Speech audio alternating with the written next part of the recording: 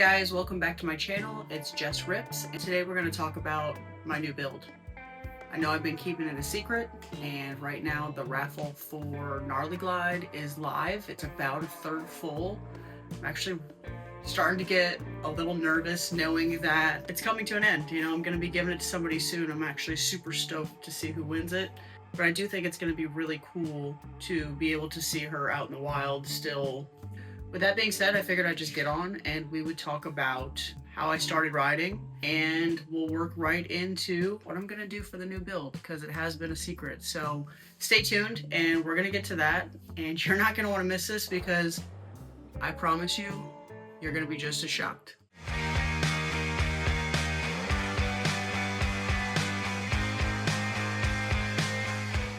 Alright guys, for those of you who don't know, I'm Jess Rips. I have done a couple Road Glide builds now. I really just wanted to start off by talking about my riding experience and how I got to be where I am today. I've been riding since I was 18 years old. Not consecutively, but you know, there's periods in your life that you go through, especially as a female, where bikes weren't the most important thing to me, even though they've always been my absolute love. So let's go all the way back to when I was maybe 15 or 16 years old and talk about what started my passion for motorcycles.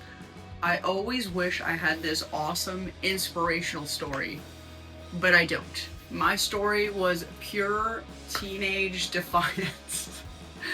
I remember sitting in a car with my mom when I was probably 15 or 16 years old, and I looked out the window and I saw a guy. He was an elderly gentleman on a motorcycle, and I remember distinctly telling my mom, that is so cool. I want to ride a motorcycle. And obviously as a mother, her immediate response was, you'll absolutely never own a motorcycle. So when I turned 18, the first thing I did was own a motorcycle. My very first bike was a Honda Shadow 750. It was red with flames. I want to say it was maybe like a 2000, maybe a 1999. I don't remember what year they made the red with the ghost flames, but my very first bike was a flame bike. I learned how to ride on it. I probably zipped it around town for a solid year, maybe a year and a half. I love that bike. It was light. It was great. It was actually a perfect first bike to learn on. After about a year and a half, I decided I just needed some more power. So what does a 20-year-old college student with absolutely no business end up doing? Naturally, I ran out and bought a Suzuki Hayabusa 1300. Was this logical? No. Was this safe? Absolutely not. But at this point, my entire life had been built on terrible decisions and less than ideal judgment, so we went with it. Somehow, and I mean somehow, I managed to make it through the next 8 to 10 years without any life-altering incidents. It was wild. I had a great time, but in hindsight, looking back, I have no idea how I'm still here. Then my late 20s hit, and my second daughter came along. Like most moms, my priorities changed a little bit. Life slowed down. And like most people who are trading chaos for responsibility, I sold off my bike collection. So about 10 years went by. I was just focusing on being a mom, trying to excel in my career, and just, you know, adulting. But quite honestly, that itch, that fire, that thing that just makes your chest warm and tingly when you think about motorcycles, it never goes away. And in 2020, it caught up with me again. I had a friend tell me that they were going to drive me over to the Harley dealership, and even though I voiced my opinion very loudly that I am not a cruiser type girl, he insisted that we go just take a look. Well, I don't know how well that works for you guys, but I don't ever take a look at stuff. So I rode a couple different bikes. I'm a pretty tall female. I did not want anything to do with a bagger.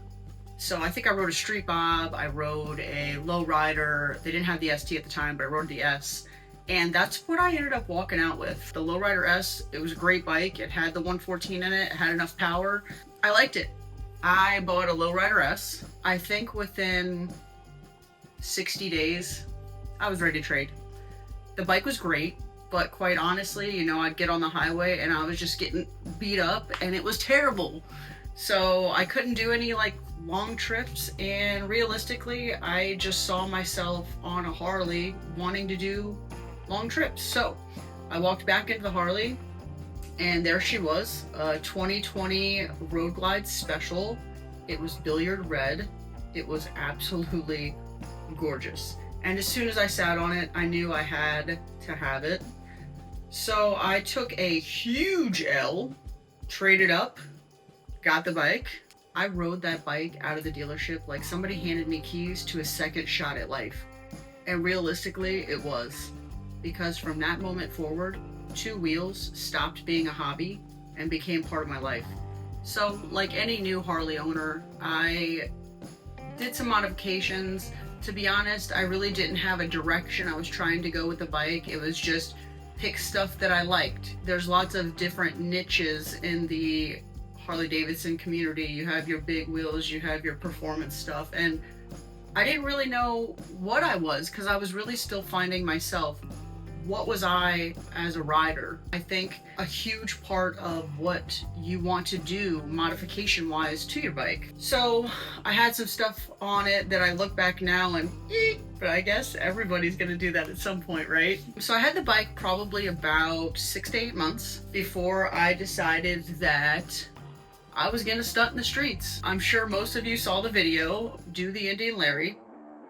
If you're not familiar with that, it's basically you're standing on the seat of your bike, with hands up, bike's doing its thing. As you could probably guess, it didn't go very well for me. I had the cruise control set on 42 miles an hour, which probably should have been about 22 miles an hour, but I learned a very, very valuable lesson that day, and that is, your girl ain't a stunt rider, so I should keep my ass in the seat. That day cost me about $22,000. I'm just like a really honest person, so I can't call up my insurance and be like, I crashed. So of course I was like, well, how much is this gonna cost me? And essentially, I think moving forward from that, I decided I was gonna go with a more performance type build. So, you know, I got my modification sheet ready and I sent it over, did my first quasi road glide build.